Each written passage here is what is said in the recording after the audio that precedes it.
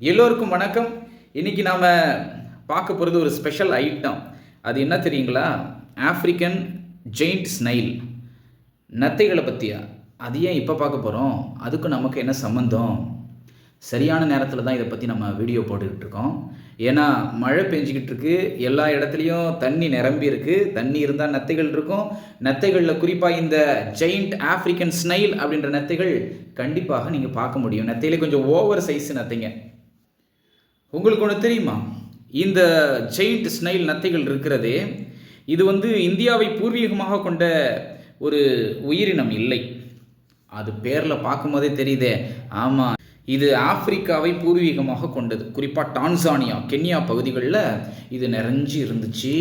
ஆனால் எக்ஸ்போர்ட் மூலமாக கிட்டத்தட்ட 200-300 வருஷமாக பார்த்தீங்கன்னா எக்ஸ்போர்ட் மூலமாக அங்கேருந்து சில தாவரங்களை இங்கே கொண்டு வர்றது, அங்கேருந்து சில பொருட்களை இங்கே ஏற்றிக்கிட்டு வர்றது மூலமாக இந்த நத்தைகள் உலகம் முழுக்க பரவுது. அதே மாதிரி இந்தியாவிலையும் பரவி இருக்குது. இந்த நத்தைகள் நல்லதா கெட்டதா? கெட்டது.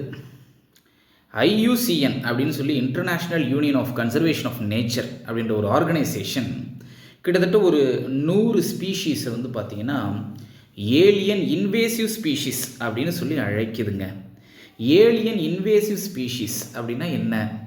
அதாவது இந்த வகை ஸ்பீஷீஸ் பார்த்திங்கன்னா நம்மளுடைய சொந்த நிலத்தில் விளைஞ்சதாக இருக்காது, இந்த நிலத்தில் உருவானதாக இருக்காது, வெளியூர்லேருந்து வந்திருக்கோம். அதனால் அது ஏலியன் அப்படின்னு சொல்கிறோம். இன்வேசிவ் அப்படின்னா இங்கே அது மல்டிப்ளை ஆகி இங்கே இருக்கக்கூடிய ரிசோர்ஸஸை அது எடுத்துக்கும். அப்போ இங்கே வாழக்கூடிய உயிரினங்களுக்கு ரிசோர்ஸஸ் கிடைக்காது, ஃபுட்டு கிடைக்காது. அதனால தான் இதை இன்வேசிவ் ஸ்பீஷீஸ் அப்படின்னு சொல்கிறோம். இந்த ஒரு முக்கியமான லிஸ்ட்டுக்குள்ளே நம்ம ஆஃப்ரிக்கன் ஜெயிண்ட் ஸ்னைல் இருக்கார். அதனால் என்னென்ன நெகட்டிவ்ஸ் அதை தான் நம்ம இந்த வீடியோவில் பார்க்க போகிறோம். 3 விஷயம் இருக்குது, ஒவ்வொன்றா பார்த்துருவோம். முதல் விஷயம் என்ன தெரியுமா? இது பயோடைவர்சிட்டிக்கு பெரிய ஆபத்து அப்படின்னு சொல்கிறாங்க. ஏற்கனவே சொன்ன இல்லையா, இன்வேசிவ் ஸ்பீஷீஸ் அப்படின்னாலே அங்கே இவர் என்ன செய்வார்? அங்கே இருக்கக்கூடிய எல்லா வளங்களையும் இவர் சுருட்டிக்குவார். இவர்கிட்ட நம்ம டேஞ்சரான விஷயமா பார்க்குறது என்ன அப்படின்னா, இவர் மல்டிப்ளை ஆகக்கூடிய அந்த தன்மை. அதாவது இந்த ஜெயிண்ட் ஸ்னைல் லைஃப் ஸ்பேன் 7 வருஷம். இவர் பிறந்த 6வது மாதத்துலேயே முட்டையிடக்கூடிய மெச்சூரிட்டிக்கு போயிடுறாரு. ஒரு வருஷத்துக்கு குறைஞ்சது 5லிருந்து 6 முறை முட்டையிடுகிறார் அப்படின்னு சொல்கிறாங்க. ஒரு முறை முட்டையிட்டால் 100லிருந்து 400 முட்டைகள் வருதாம். அப்போ டோட்டலாக 7 வருஷத்துக்கு நீங்கள் கணக்கு போட்டு பார்த்தீங்கன்னா 10,000 ப்ளஸ்ஸுங்க. அவ்வளோ எக்ஸை அள்ளி தெளிக்கிறாரு. அப்போ அந்த இடத்த இது இன்வேட் பண்ணுறதுக்கு சமம். அதனால தான் இதை இன்வேசிவ் ஸ்பீஷீஸ் அப்படின்னு சொல்கிறோம்.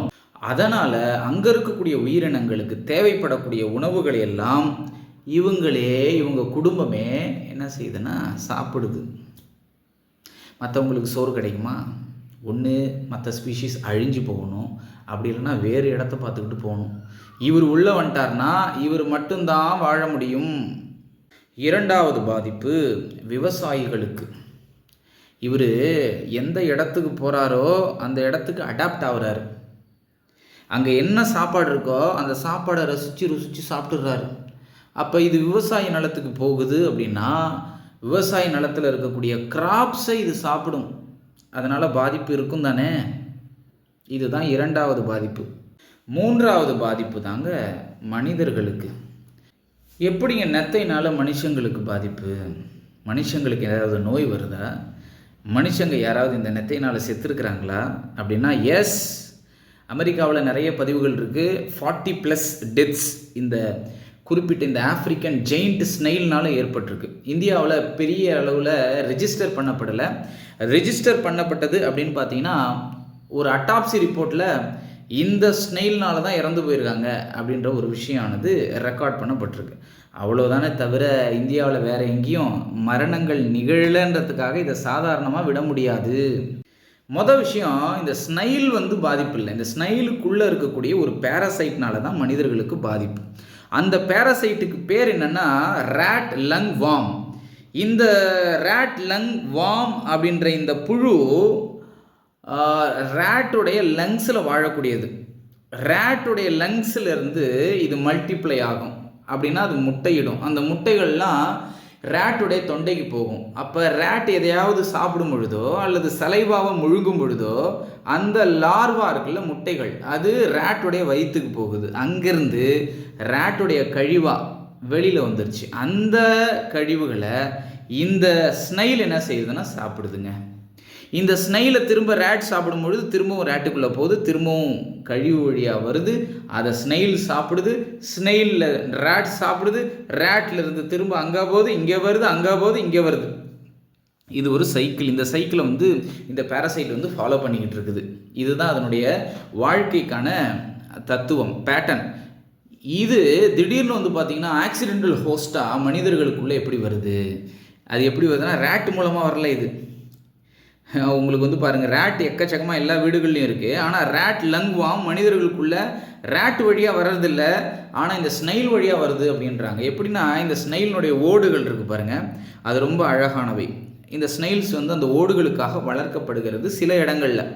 சில இடங்களில் பார்த்திங்கன்னா உணவுக்காக இது வளர்க்கப்படுகிறது. அதனுடைய கறியை சாப்பிட்றாங்க.